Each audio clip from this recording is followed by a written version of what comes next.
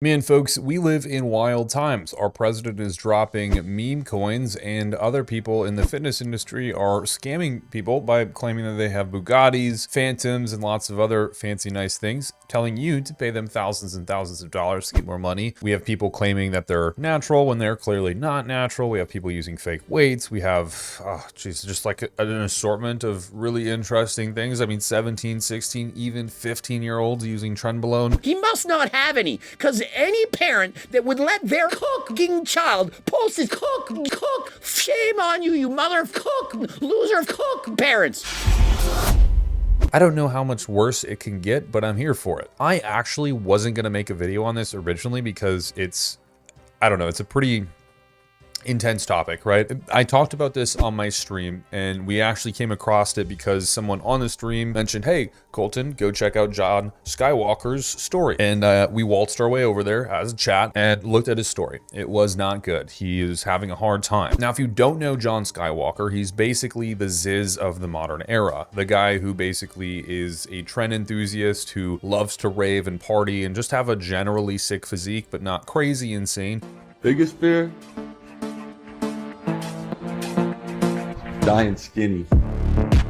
He just wants to take the drugs to get basically the shortcut, if we're being honest. He's a good dude and has a lot of positive things to say and motivates people to definitely get more fit, but there's also a lot of bad in that. As much as people might love him and hate me saying this, he's promoting drug use, party lifestyles, and just kind of being a degenerate on purpose. I mean, he sells trendsetter shirts, not trend, T-R-E-N, as in the 19 nortestosterone variant that causes psychological issues. Furthermore, he's had a history of reckless activities like using recreational drugs in concurrency with the steroids, and that presents a very large problem to cardiovascular tissues, but also cognitive function. And because of that, he actually had a moment of he had a heart attack. Dude was likely boofing some cocaine and was on top of that doing what is to be likely clenbuterol, trenbolone, testosterone, things that really elevate your heart and adrenergic response to things and generally keep you in a more fight or flight state compared to where most humans would lie at most points of the day, which is a rest and digest state. There's a difference between your parasympathetic and sympathetic nervous system. Parasympathetic is kind of that rested state where your heart rate's sort of lower and your blood pressure's not as elevated, where sympathetic is the opposite. It's high heart rates, fight or flight, high blood pressure, really needing to get going kind of thing. You're in that stressed response, anxiousness, that always sort of precipitous need to move, to go, that the quickness is of essence. And so combining that state with a ton of stimulants and recreational drugs is going to lead to some issues, and for him it did. His good friend Vitaly actually revealed that he had a heart attack, where basically he disappeared from the internet for some degree of time, and everyone was curious on where he went. Everyone was concerned, and it turns out that he had a heart attack. He was posting pictures of his feet in the hospital. They were huge. I mean, so swollen. The edema was terrible. He wasn't having appropriate blood circulation, and yet he had a heart attack. He didn't tell anybody, but it got released thereafter. So he came out of that, and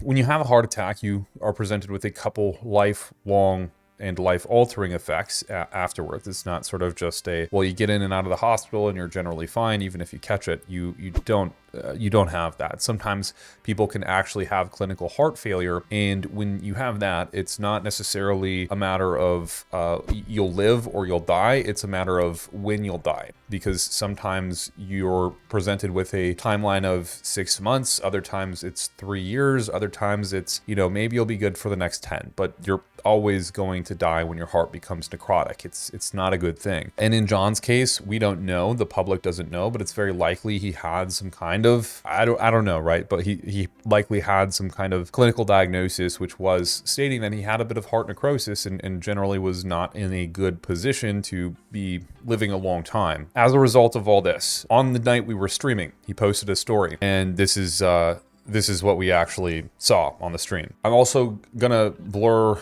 some of this out too, because I don't know with YouTube's TOS and what you can or can't post. They're very super specific on this type of stuff. When people go into or threaten to go into the shadow realm, they are crazy about how they're monitoring this. So Guys, all the hell! Damn you to hell for that! seems solid. Sounds pretty good. It seems like he's doing really well. You think this is work? You call this work? Watch me. Go watch me do it. Uh-oh, boys. Okay, so some really heavy stuff. I followed that up by messaging quite a few people within the industry, talked to them about it, asked if they could get in contact with him. I couldn't reach him. The group of influencers that, we are in group chats together, no one could reach him. Well, it turned out that someone actually had called an ambulance, and that ambulance came to him after having already called the police, where the police had basically been called for a 5150, which is when someone's basically mentally unstable and insane and not safe for their health or others' health. John was acting erratic, and so they came and arrested his ass. He posted this video not too long ago. All right, guys. So I want to come on here, and I was first going to talk about last week when I was like fucking arrested by the cops, 5150 in my own fucking front yard because one of my like buddies fucking called the paramedics or whatever. Dude. And then I got distracted though because I was thinking about how like doesn't it seem like MILFs squirt a lot more? You know what I'm saying? So it's like every chick can actually squirt. It's just that G-spot hole area where that's like holding the piss back, you know what I'm saying? It's like they have to know how to relax. So yeah, it seems like John is back on the social media grift and trying to convey the message that he's fine and he's just making jokes and it's all super fine and dandy. It's all funny, but I don't think that's the case at all. You see, what happens a lot within this industry is people get trapped in a certain state of lifestyle. You have to be a certain type of person to fulfill the legacy that you've built for yourself. You can't escape that velocity. It's similar to Wes Watson, and this is a really good example, and I promise, but John is not really correlated to Wes Watson. It's just anyone that's in the fitness industry. Wes Watson lives this lifestyle where he spends copious amounts of money. He has tattoos all over his body, chains everywhere, escort women all over him, like whatever the case is. He has to maintain that lifestyle. He has to. He can't slip because ultimately if he slips and people find out, he's going to be obliterated on the internet as he's already slowly, he's undoing himself. But you can see my point. The people who are on the internet define themselves as a specific character. If they avoid or lapse from that character, they're called out really quickly. And this is one of those cases. He's a victim of social media essentially. And it's kind of sad because it's pushed him to brinks to where, while you could say he's doing it for fun or not, it's pushed him to brinks to where he's using anabolic steroids to enhance his physique to look a very specific way. He's going to parties, doing recreational drugs, posting about it online all of the time, restarting his social media, deleting all of the posts, reposting old content, chronically going back and forth, trying to be this guy that everyone recognizes as Jon Skywalker, the Ziz character. Inevitably, as he's doing it, he's slowly destroying his entire being. And I honestly can't imagine the mental strain on an individual when they're possibly going through heart failure and had a heart attack recently, and the whole entire populace of fitness is generally aware about their antics and what they've done, how they've preached to live their lifestyles, and then how it ended up, and the amount of judgment that can undo on a person in their personal life and in their professional life, on top of not only that, having potentially heart failure and then not being able to fulfill your life in a very long sense, nor have the capacity to stick to the physique and the lifestyle that you enjoy, doing the party drugs, doing the steroids and all of that good stuff. It's a tragedy and it sucks to see, but it is something that encapsulates so many people in this industry, and I think it's really important to talk about. So while I have no ill will against John at all, I hope he has the best life that he can possibly live and that he continues to be a better human being day after day. I do think it's important to note how this happens to people realistically, because it happens to a lot of people. John's just a character that is a big influencer on social media, so he stands out, but many people do not stand out. You'll never hear their names, and this is happening to them. I'm going to do my best to be slightly educational in this video and talk about what I'm personally trying to preach to people so that this stuff does not happen to them and they don't reach a point of psychosis that they've collapsed their entire life into this funnel and they can't escape it. So first thing,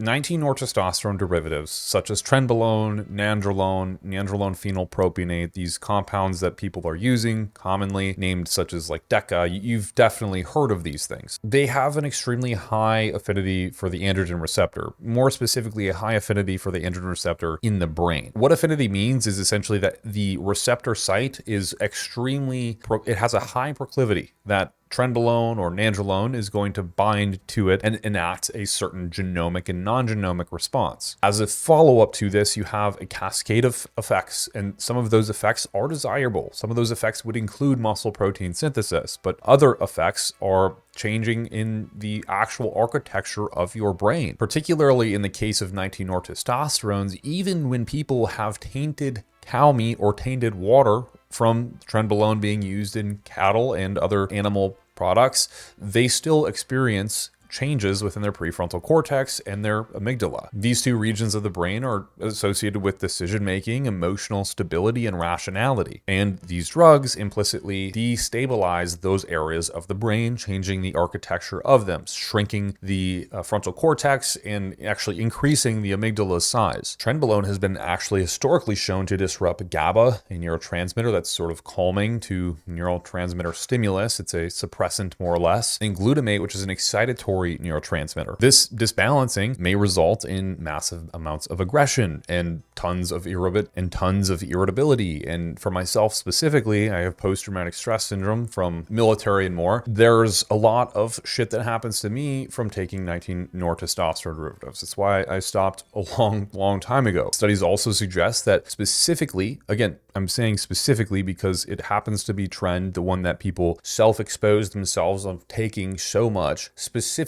19-nortestosterones cause neural inflammation to a massive degree, causing oxidative stress and the like in cognitive tissues. These mechanisms combined together cause massive amounts of paranoia and irritability and aggression, and honestly, what I personally believe is psychosis. Now, this is just the drugs, and we're not even talking about pulmonary hypertension, constrictive issues with blood vessels and circulatory function. That is neurocognitive. What is also worse is when people combine party drugs with these things. When we're talking about MDMA, when we're talking about ecstasy, when we're talking about LSD or mushrooms, these compounds that are highly serotonergic and also honestly alter brain chemistry in such a way that now you're working with two very unstable products within human cognitive tissues, that leading to massive amounts of risk with normal daily function. Then you combine that stress with the cardiac stress that's already placed on you from something like trenbolone, with a cocaine, a stimulant to the beta adrenergic system or something like that, you are going to have heart issues. It's not if, it is absolutely when. And it's so imperative to understand this. People will blast skier all day long and go to a party and think, well, if I just have a couple bumps, it's not a big deal. It's a massive deal. It's literally life-changing within an instant. Again, it's not if, it is when. It could be the very first time you do something like that, you're going to destroy your body, and you might not have even thought that that was possible. You could have thought, oh, I'm just taking a low dose, it's no big deal. No, these things are absolutely detrimental to one's health. And there is a safer way to use these things if you must use them. There's very clearly a safer way to use them. Elevated doses of testosterone are relatively innocuous on people's health. We've seen studies where 200, 300, 600 milligrams of testosterone is used sustainably without any health issues. Anavar has been ran in children for up to 5 fucking years. It's relatively stable. It's innocuous. It's not harmless. There's definitely a better alternative, which is not taking any medication. But in the world where medications are prescribed in almost every single individual within the United States, I think it's a good option. And if you're the individual who says they have to be on steroids, they have to do these drugs, testosterone, Anavar, DHT derivatives, they're all there and they work very well. In fact, that's why they're still produced and manufactured and used in clinical settings. Testosterone, Primobolan, Anavar, these things are highly effective, but limit the amount of effects that one might have using them. But why people have to reach for the most extreme compounds in any situation, it just blows my mind. But I don't know, that's if you have to use these things. Ideally, you don't even touch them, because at the end of the day, they're probably not even needed, and the investment into your health would be much better for you long term. And I know it's rich coming from a guy who's taken these things and done bodybuilding and all that great stuff, but I'm telling you from the other side of it, if I could have really, and I mean truly, had a dose that like Alex Eubank was taking, 200 milligrams of testosterone, that would have been perfectly fine for me. I would have had no issues with that. I think I could have made an amazing amount of progress, enjoyed my life much more, and not have to have succumbed myself to such high doses of anything and then caused other issues within my life, relational issues and more and more and more. If you're watching this video and you're on cycle, you're considering about going on cycle, you follow Jon Walker, whatever the case might be, just realize that there's a lot of depth to the things that you're doing. Pharmacology is a complex beast, and especially polypharmacology. It is not a simple science in such a way that literally there's no science to support the things we do. There's no science to support what happens when you combine something that's inhibiting GABA with something that's highly serotonergic. Nothing out there. We don't know. There's no long-term data either. We might have like a rat study here or there, but they're useless. I don't know why people even quote rat studies when they're talking about what pharmacology to use or biohacking to do. It's simply useless. Be safe, be smart, and definitely, absolutely definitely, make sure if you were going to do something, you have to be sure you're with people who know what they're doing. Clearly know what they're doing, okay? We have a Discord group. This isn't a plug. Just truly, it's free if you want to go. Ask questions, what you got to do. I don't care. Get some fucking help. Don't do this stuff on your own because it will ruin your life if you're not careful. Peace out, homies.